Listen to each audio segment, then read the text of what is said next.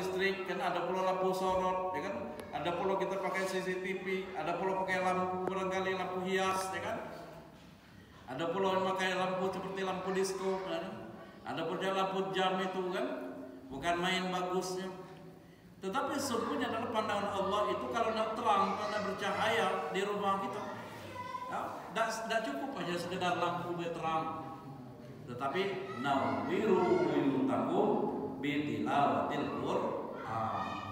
Sinarilah rumah tanggamu dengan bacaan-bacaan Quran. Jangan jadikan rumah seperti kuburan, manalah gelap, manalah sepi, manalah sunyi. Tidak ada kita sholat di rumah, ya mungkin sholat sunnah, ya kan? Tidak ada kita baca Quran dalam rumah, ya kan? Nah itu tidak ada sinarnya. Nah, sedangkan kita apa sholat, kita baca Quran, malaikat rahmat itu dari langit dia turun, nengok seperti lampu serinya di rumah penduduk itu.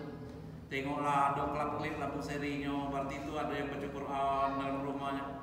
Ada itu sholat, baca rumahnya, ada bacaan Quran. Kemudian lagi zikir dia di rumahnya.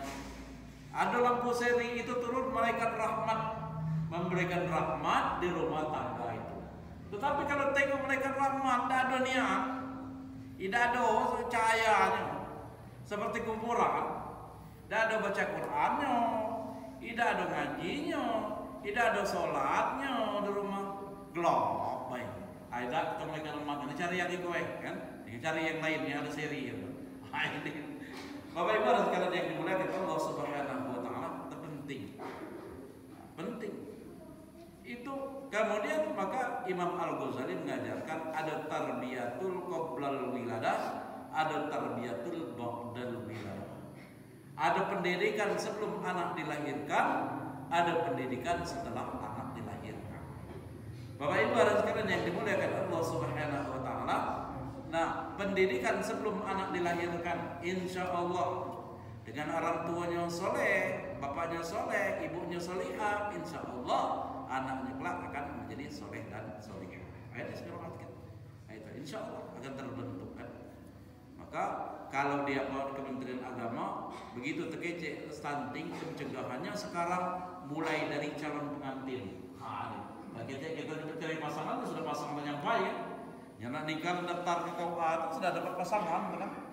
Nah itu bangko sekarang, ya, kalau kita Kementerian Agama mulai dia catin. Aduh, kamu sekarang calon bapak, calon ibu, calon suami, calon istri, kelak kalau lah jadi istri, ya hindarkan, jadikanlah keluarga yang bebas stunting, hindarkan generasi yang terkena stunting. Kira kan sangat bahaya sekali. Nah itu, siapa yang mulainya kita lah. Jangan sampai keluarga kita, karena kalau Quran ya dalam surat At-Tahrim ayat 6, ku anfusakum wa ahlikum naro.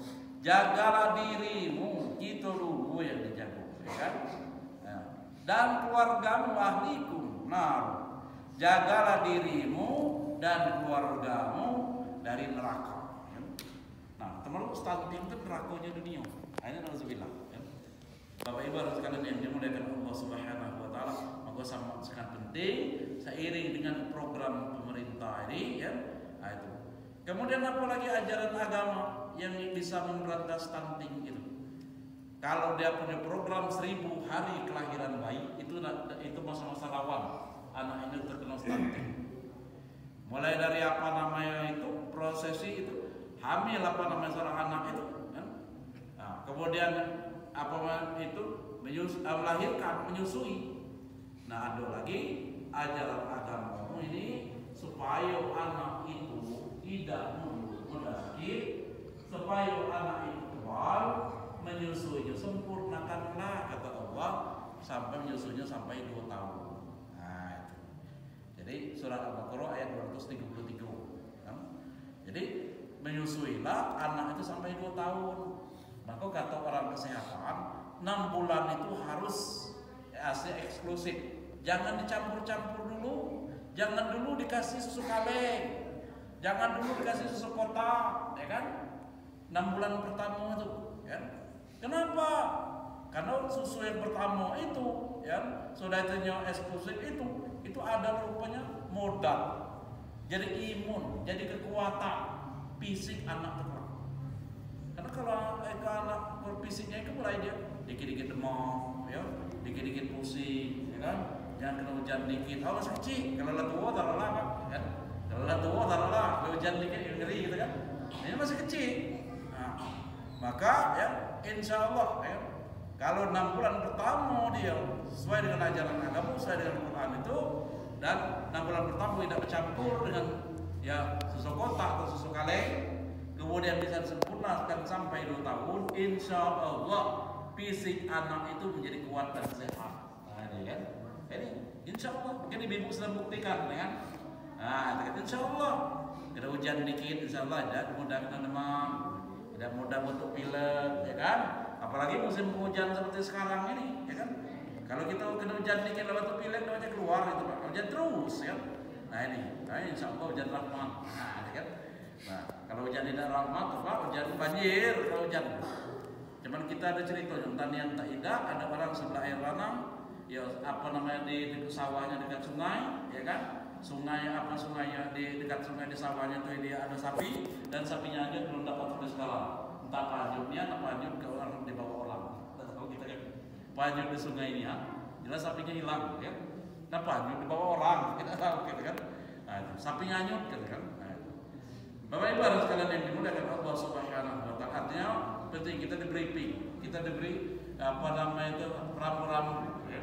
Kita diberikan aturan oleh agama ini sehingga betul kata bahasa Sanskerta, tidak agama kacau.